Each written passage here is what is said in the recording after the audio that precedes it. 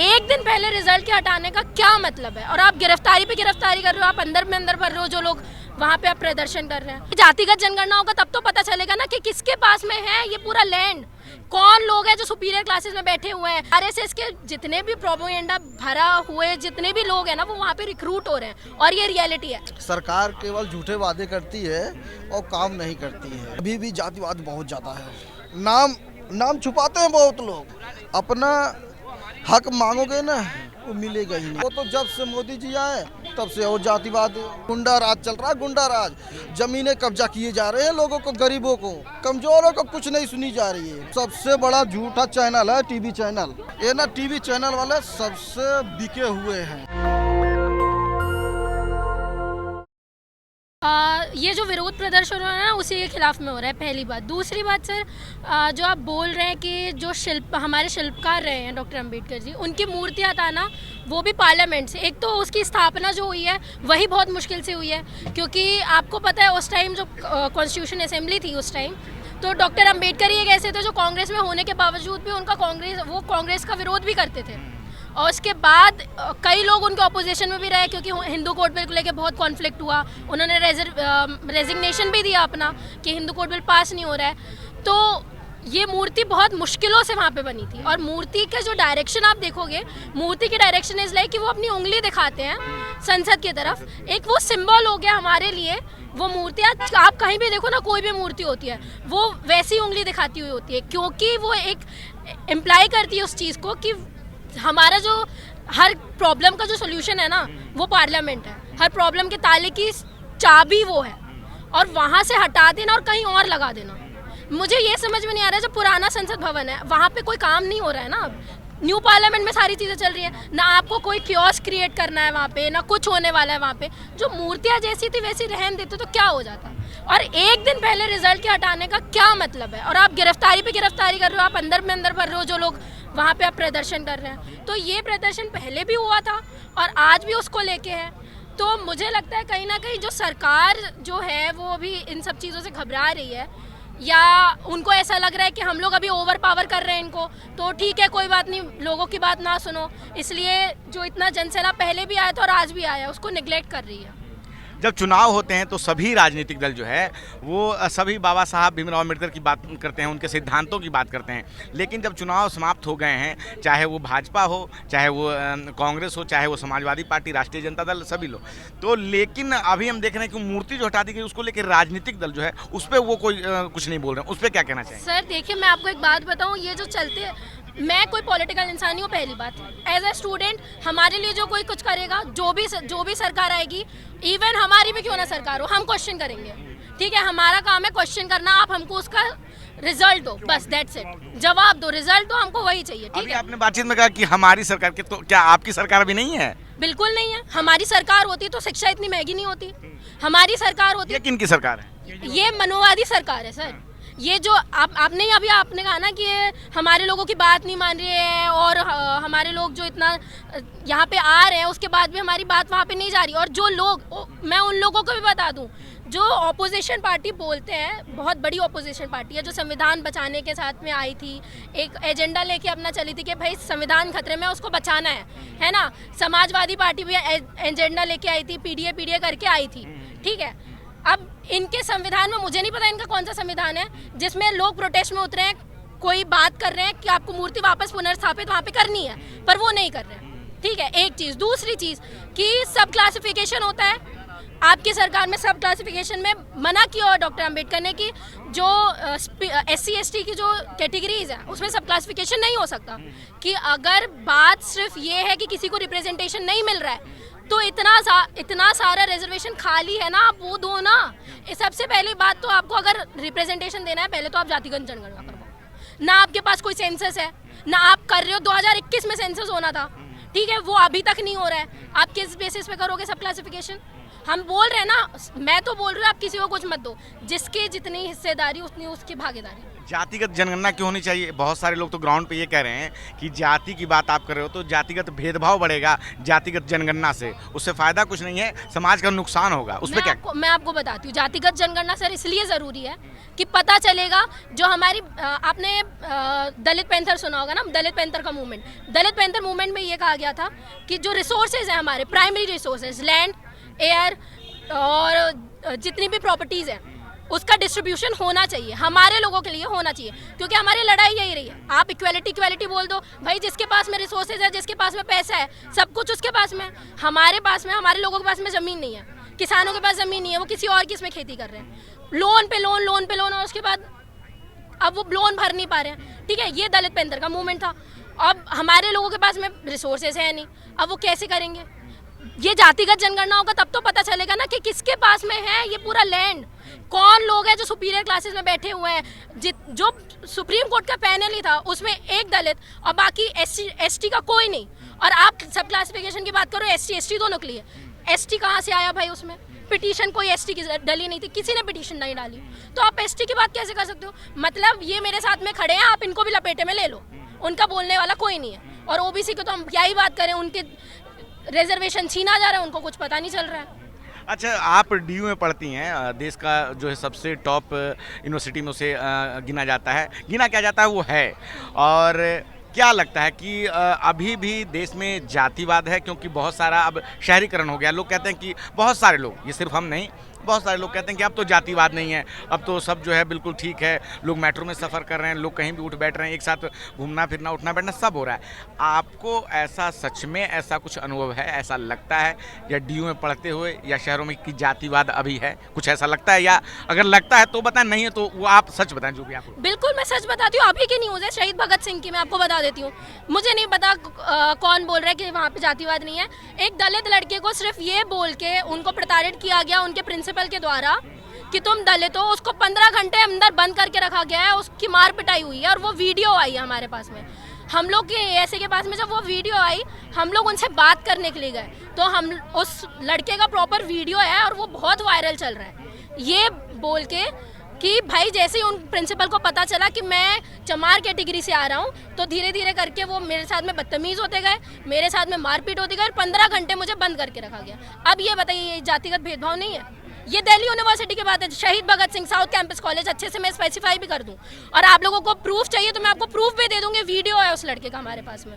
और ये सिर्फ ये छोटी सी बात नहीं है, प्रोटेस्ट लगा था दिल्ली यूनिवर्सिटी में डॉक्टर रितु जी का, आपको पता है, हम उसमें रहे थे। क्यों था? क्योंकि वहाँ की प्रिंसिपल ऐसी जातिगत थी। आरएसएस के जितने भी प्रोपेगेंडा भरा हुए जितने भी लोग हैं ना, वो वहाँ पे रिक्रूट हो रहे हैं, और ये रियलिटी है, हम लोग देखते हैं। अभी रिसेंटली दिल्ली यूनिवर्सिटी में इलेक्शन था, हम लोगों के द्वारा भी खड़ा किया गया कैंडिडेट, और बहुत अच्छी बात है कि अम्बेडकराइट लोग हैं, तो 2500 से ज़्यादा वोट हमारे वाइस प्रेसिडेंट को मिले, पहली बार एएसए वहाँ पे खड़ा हुआ। तब एवीपीपी का एजेंडा देखो, हमारे आने की वजह से जो एक भी बार एंटी बहुजन की बात नहीं करता था, वो बोलता है जो बहुजन की एंटी बहुजन बातें करेगा हम उनको निकाल देंगे, ये उनके मैनिफेस्टो में आया है। मतलब इतना हम लोग उनको खटकते हैं कि भाई कोई पार्टी अगर अम्बेडकरवादी पार्टी खड़ी भी हो जाएगी ना, तो वो अपने मैनिफेस्टो को उस हिसाब से चेंज कर देंगे। ये एवीपीपी की बात है। चलिए ठीक है, और भी कुछ लोगों से हम बात करते हैं यहाँ पे। सर क्या नाम है आपका? रामबली। सर क्या कहना चाहेंगे, जिस प्रकार से बाबा साहब भीमराव अम्बेडकर की जो मूर्ति हटा दी गई है और उसको लेकर अब पुनर्स्थापित करने के लिए लेकर सरकार कोई टीका टिप्पणी नहीं कर रही, क्या कहना चाहेंगे आप? सरकार की नाकामी है, सरकार केवल झूठे वादे करती है और काम नहीं करती है। सरकार झूठे वादे करती है, जिद्द आई है, झूठे वादे करती है।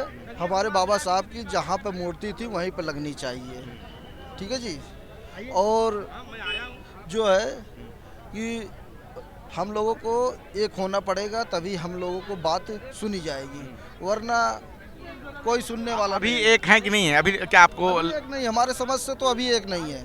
अभी समाज एक नहीं है? नहीं, इतने दिनों के प्रयास के बाद भी अभी भी लगता है कि हाँ। अभी भी देख लो, पब्लिक आई है, घर में बैठे रहेंगे, मूवी देखते रहेंगे, दूसरी बातें मोबाइल में देखते रहेंगे, रील देखते रहेंगे, लेकिन कोई नहीं आएगा। कारण क्या है नहीं आने का, नहीं जुड़ने का? इस तरह क्या लगता है उनको, क्या कारण है? आपको क्या लगता है? उनको यही है कि उनको उतना रुचि नहीं है इसमें अंबेडकर जी से। हाँ, जबकि अंबेडकर बाबा साहब ने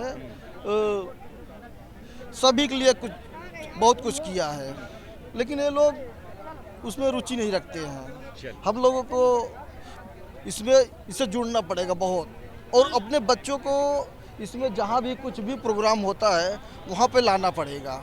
हम तो अपने बच्चों को चलो खुद बोलते हैं कि भाई जहाँ पर प्रोग्राम होता है वहाँ पर चलो, लेकिन हमारे बच्चे अभी स्कूल चले गए, अपने वाइफ को बोला, बेटी को बोल रहे पापा हमें टाइम नहीं है, हमें अब आप चले जाओ। मैं कहा मैं तो बेटा चला जाऊंगा, ऐसी बात नहीं है, हम तो जाते रहते हैं हर जगह जो भी अपना प्रोग्राम होता है, लेकिन आप लोग को जाओगे सीखोगे तभी हम लोगों का हक जो है हम लोगों को जो दबाया जा रहा है।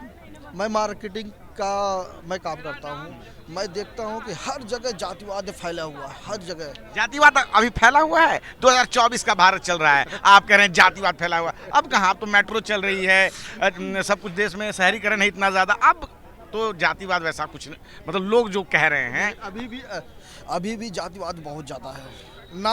नाम छुपाते हैं बहुत लोग, नाम छुपाते हैं, पूरा नाम बताते ही नहीं है। जातियों में ही पूरा नाम कभी नहीं बताते, अगर नाम बता दोगे ना आधा।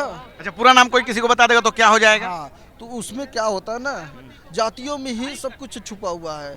अपना हक मांगोगे ना वो मिलेगा ही नहीं। अच्छा, ये जो अभी आप बोल रहे थे कि बहुत जातिवाद है, अब तो हिंदू एकता यात्रा चल रही है, देश में सब हिंदू हो रहे हैं, जाति कहाँ है? जाति तो अब खत्म हो गई है, लोग कहने लगे कि अब तो जातिवाद है ही नहीं। कुछ जातिवाद खत्म नहीं है, ये केवल वोट लेने के लिए ही बोलते हैं कि हम जातियाँ खत्म कर दिए हैं, हम जातियाँ खत्म कर दिए हैं, अब तो सब लोग एक बराबर हो गया है। ऐसा कुछ नहीं है। अभी भी जाओ, मतलब कि कॉलेज में जाओ, यूनिवर्सिटी में जाओ, कहीं भी XYZ जाओ, मंत्रालय में चले जाओ, अभी भी जातिवाद करते हैं। बहुत कैसे करते हैं, मतलब क्या करते हैं कि जिससे आपको पता चलता है कि अभी भी जातिवाद हो रहा है? बात करते करते ही कुछ न कुछ, अभी मेरे साथ ही कल ऐसा हुआ। क्या हुआ था? पहले तो बड़े बदतमीजी से बोले, उसके बाद मैं भी मार्केटिंग करता हूँ, तो मैं भी जब जवाब देने लगा तब वो अपने कंट्रोल में आ गए, तब जाके आप करके बात करने लगे। पहले क्या कर रहे थे? उसके बाद उल्टी पुल्टी बातें करते थे। ये तो मान लीजिए उल्टी बात। जैसे मैं उनका गुलाम हूँ, मैं कहा भाई गुलामी, तो इसमें तो जातिवाद की बात कहाँ? कितने साल हो गए और तुम अभी भी बदतमीजी से बात कर रहे हो, ये क्या मतलब है? तो बातचीत जो ऐसे भी कर रहे हो, लेकिन इसमें वो जातिवाद वाला मामला कहाँ से आ रहा है? इसमें तो वो कोई आपको डिस्क्रिमिनेशन नहीं कर रहे हैं, भेदभाव नहीं कर रहे हैं। उनका मान लीजिए वो बदतमीज आदमी है तो बदतमीजी से बात कर रहा है, इसको हम जातिवाद से कैसे जोड़ेंगे? क्या होता है ना, अपना नाम बहुत लोग इसमें छुपाते हैं, आपसे बदतमीजी से बोलेंगे, आपको नीचा दिखाने का, अपमानित करने का बात करेंगे, कास्ट के कारण। हाँ, कास्ट के कारण उनको पता होता है। जबकि मोदी जी को जब लाया गया था मोदी जी से यही पब्लिक का बात था कि मतलब कि जातियाँ ख़त्म कर दें, लेकिन ये इसमें कामयाब नहीं हुए। वो तो जब से मोदी जी आए तब से और जातिवाद इसमें फैल गया। मोदी जी आए तो जातिवाद बढ़ गया। हाँ, आपको नहीं लगा? हाँ। पहले ऐसा नहीं लगता था, जब मोदी जी के आने के बाद जातिवाद बढ़ा है। देखो क्राइम कितना हो रहा, क्राइम यूपी में देखो इतना दंगा फसाद हर महीना। यूपी में तो योगी जी के साथ रेप बलात्कार हो रहा है, कोई सुनने के लिए नहीं। पुलिस वाले खुद ही गुंडागर्दी है, यूपी में योगी जी का शासन है, वहाँ तो बिल्कुल माफिया राज खत्म हो गया है। गुंडा राज चल रहा है, गुंडा राज। जमीनें कब्जा किए जा रहे हैं लोगों को, गरीबों को जमीनें कब्जा कर रहे हैं। वहाँ पर जो जबरदस्त है वही बंदा जमीन कब्जा कर ले रहा है। कमजोरों की नहीं सुनी जा रही है, कमजोरों को कुछ नहीं सुनी जा रही है। हाँ, पैसा पुलिस वालों को खिलाओ, 40-50 हज़ार रुपए, लाख रुपए, अभी आपकी ही जमीन पे कब्जा कर लेंगे। अच्छा, ये भी होगा। बहुत गुंडा गर्दी चल रही है, बहुत गुंडा। चलिए ठीक है। ये तो केवल समाचार में, ये तो नेशनल दस्तक में केवल मतलब की बातें उठाई जा रही हैं। टीवी चैनल वाले तो दिखाते ही नहीं हम लोगों की की बात। टीवी चैनल नहीं दिखाते, टीवी चैनल दिखाते ही नहीं है। पूरा देश कवर करते हैं वो तो सबसे बड़ा झूठा चैनल है टीवी चैनल, ठीक है। ये तो यूट्यूबर वाले, फेसबुक वाले, ये बेचारे दिखा देते हैं हम लोगों की बात। चलिए, नहीं तो ये ना टीवी चैनल वाले सबसे बिके हुए हैं। चलिए ठीक है, आपने हमसे बात की, बहुत बहुत शुक्रिया। Okay, thank you. तो हम हैं संसद मार्ग थाने पे और किस प्रकार से लोग बाग कह रहे हैं कि अभी भी बाबा साहब भीमराव अम्बेडकर के जो सिद्धांतों को पूरी तरह माना नहीं जा रहा है, संविधान के आदर्शों का पूरा ख्याल नहीं रखा जा रहा है। क्या है आपकी राय? आप अपनी राय हमें जरूर बताएं। मैं रंजय कुमार, कैमरामैन आशीष के साथ, नेशनल दस्तक। धन्यवाद। नेशनल दस्तक की आपसे गुजारिश है कि अगर इसको बचाना चाहते हैं तो नेशनल दस्तक को सब्सक्राइब करने के लिए रेड कलर के सब्सक्राइब बटन को दबाएं, फिर बेल आइकन की घंटी दबाएं। नेशनल दस्तक को बचाने के लिए बहुत जरूरी है कि हर खबर को शेयर करें, लाइक करें, कमेंट जरूर करें।